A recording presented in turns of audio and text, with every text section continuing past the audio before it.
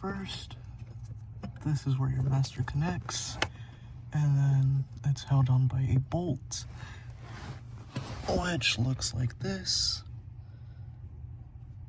And then this bolt has a little hole right there, which is where this pin goes in, which secures that your master is working with your clutch pedal. And now the master is free from the clutch. Now you come out to the outside of your car, which this is the master. You disconnect this line right here, which is what feeds the brake fluid to the slave cylinder. And then you take off this bolt right there and that other bolt right there. And then this will just pop right out. And just like that, your master is out. You line them up like this, and then you make sure that they're the same length, such as that, and then you adjust that bolt right there. Okay, after you've aligned your master cylinders, you're gonna open your bag and you're gonna take this, and then this connects right here. So now you just put this thing back in here, and you put her on there, and bang.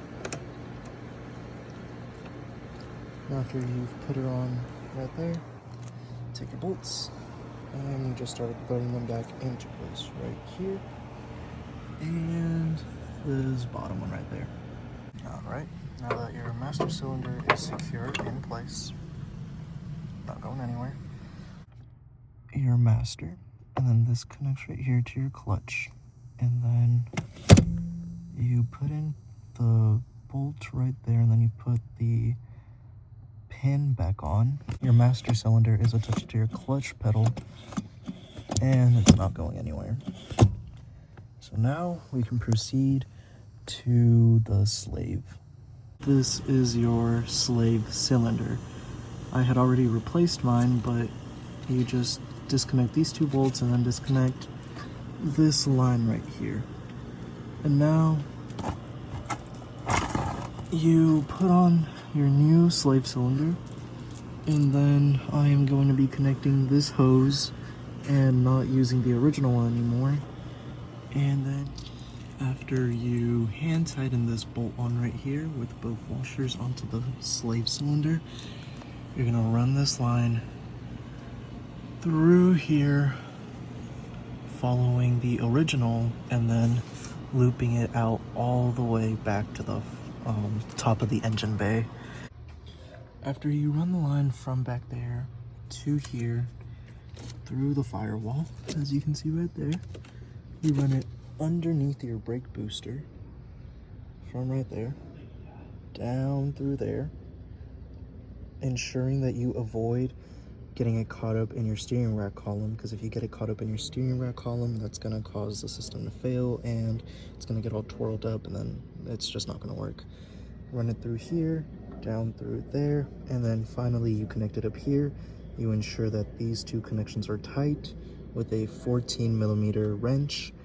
After you zip tie everything and ensure that these are tight, you can finally start putting fluid into the system, which is exactly what we're about to do right now, which we're going to be using DOT3 fluid.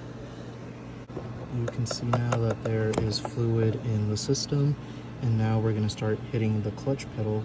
All those little air bubbles are air that's in the system right now, and we need to get all those air bubbles out. Okay, so while you have the other person bleeding or pumping the clutch, my mom is doing that for me right now, you're going to be underneath the car, and then you're going to locate this bleed port. After 20 times of pumping, they're going to hold, and then you're going to break this free right here. And then all of that air that you just heard is in the system, and now we're bleeding it, and now you close it again while they're still holding, and then you just keep on repeating that until no air is coming out of this. After pumping a couple of times and bleeding, you'll have to constantly be checking your fluid, because as you can see, it's gone down. It's halfway now from maximum to minimum. So just ensure that this at all times has fluid, goes all the way up to the maximum, because if this fully dries out, then more air is going to get into the system. Then you're going to have to restart the whole bleeding process again. You can see it working. Yeah. And final bleed. And tighten. And you're done bleeding. After you ran your clutch line, you put your battery back on, make sure that it's bolted. Put these on the positive, this on the negative, and then afterwards you turn on your car. Now you're in your car, you grab your key, put it in, make sure your car is in neutral, pull the clutch all the way down, and job done.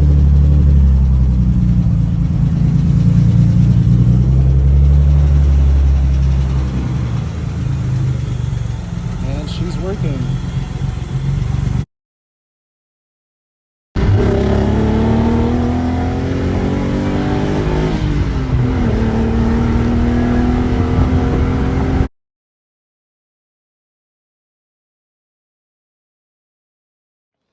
After you have test driven the car and everything is running fine, then you are done with the install.